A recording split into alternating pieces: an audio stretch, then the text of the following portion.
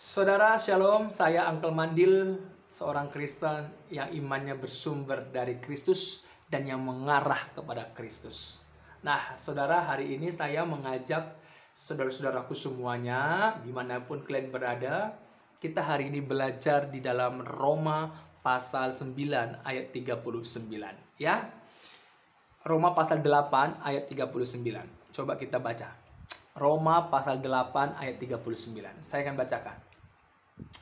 Atau kuasa-kuasa baik yang ada di atas maupun yang ada di bawah, maupun sesuatu makhluk lain, tidak dapat memisahkan kita dari kasih Allah yang ada dalam Kristus Yesus Tuhan kita. Nah, saudara, kalau kita baca dalam Roma pasal 8 ayat 39 tadi, di situ ada kata memisahkan kita. Memisahkan kita. Tidak ada yang memisahkan kita. Kata memisahkan di dalam teks aslinya, Yunaninya itu dituliskan apa? Korisai. Korisai itu secara morfologi atau bentuk katanya bef auris. Apa itu bef auris? Bef auris itu adalah yang sudah terjadi dan hanya sekali saja. Kata kerja yang sudah terjadi. Dan korisai ini akar katanya dari korizo, yang artinya memisahkan ataupun membagi. Jadi tidak ada yang bisa memisahkan kita. Tidak ada yang bisa membagi kita. Tidak ada yang bisa membagi kita. Kita ini siapa? Kita ini orang-orang percaya yang ada di dalam Kristus Yesus. Jadi orang-orang yang di dalam Yesus Kristus seharusnya memahami, menyadari bahwa tidak ada satupun yang bisa memisahkan kita. Orang-orang yang di dalam Kristus, orang-orang yang percaya Kristus, yang mengikut Kristus, yang menantikan Kristus, yang hidup di dalam kebenaran Kristus, tidak ada yang memisahkan kita. Dan tidak ada yang bisa membagi kita. Jadi kalau ada orang-orang yang mengaku Kristen tetapi mereka terpecah-pecah, berarti mereka bukan ada dalam Kristus, bukan. Mereka bukan berarti berada di dalam iman yang bersumber dari Kristus, tidak. Orang yang benar-benar Kristen sejati, yang imannya bersumber dari Kristus dan yang mengarah kepada Kristus, dia nggak akan terpecah-pecah dan dia tidak akan terbagi-bagi. Karena tidak ada yang bisa memisahkan kita dari Kristus. Ya, nggak ada. Nah, kemudian di sana ada kata kasih Allah. Tidak dapat, ya, tidak dapat memisahkan kita. Atau kuasa-kuasa baik yang di atas maupun yang ada di bawah maupun sesuatu makhluk lain tidak dapat memisahkan kita dari kasih Allah. Dari kasih Allah. Apa itu kasih Allah, saudara? Coba kita baca dalam Roma pasal 5 ayat ke-8. Akan tetapi Allah menunjukkan kasih-Nya kepada kita oleh karena Kristus telah mati untuk kita ketika kita masih berdosa. Jadi kasih Allah itu apa, saudara? Yaitu Kristus telah mati untuk kita ketika kita masih berdosa.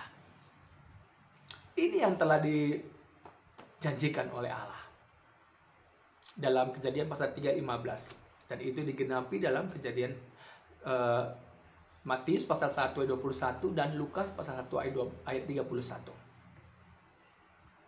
Allah menyuruh malaikat Gabriel menyampaikan kabar baik, berita bahwa hadirnya seorang laki-laki melalui Maria, dan engkau menamai dia Yesus karena dialah yang menyelamatkan umatnya dari dosa mereka.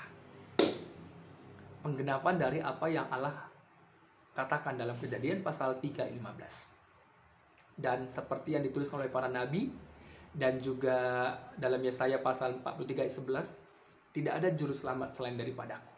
Artinya juru selamat itu hanya daripada Allah sendiri. Makanya firman Allah menjadi manusia. Dalam Yohanes pasal 1 ayat 1, 2 dan 14. firman itu telah menjadi manusia. Saudara, ini adalah kasih Allah. Luar biasa bukan? Luar biasa. Jadi ini kita sudah belajar. Jadi orang yang di dalam Kristus, orang yang di dalam Yesus Kristus, tidak ada yang bisa memisahkan. Ya, baik kuasa yang ada di atas maupun di bawah, baik itu peperangan, baik itu kelaparan, tidak ada yang bisa memisahkan kita. Di bawah matahari ini, saudara, kita terus berjuang. Artinya berjuang, arahkan pandanganmu, imanmu terus kepada Kristus Yesus yang pasti datang kembali kedua kalinya. Mengarahkan hati kita kepadanya. Kenapa? Karena inilah pengharapan kita. Di bawah matahari ini kita akan mengalami banyak sekali tantangan. Karena bumi ini bukan lagi tempat kita. Bukan. Jadi kita yang di dalam Yesus Kristus, berjaga-jagalah atas imanmu. Ya, banyak iblis, banyak roh jahat, iblis menggunakan banyak cara untuk banyak sekali cara yang dipakai oleh iblis untuk membuat imanmu gugur. Artinya engkau meninggalkan Tuhan, ragu kepada Dia, seperti yang dilakukannya di Taman Eden. Tapi sekali lagi, firman Allah datang kepada kita, seperti yang datang kepada Adam, datang kepada Kain, datang kepada Abraham, semuanya, dan termasuk pada kita. Berjaga-jagalah, waspadalah, ya. Terus tetap berpegang, dengarkan suara Tuhan, dengarkan firman Tuhan, lakukan firman itu. Ya saudara, berpegang teguhlah pada pengajaran, pemberitaan kabar baik yang disampaikan oleh para rasul atau murid-murid. Ya, Kejadian sampai Wahyu, kita berpijak di atasnya. Ya, kita berpegang di atasnya. Oke saudara, jangan mau membangun hidupmu berdasarkan kebiasaan, tradisi, asumsi, jangan. Tapi di atas kebenaran firman Tuhan. Ya, Tuhan Yesus memberkati saya dan saudara.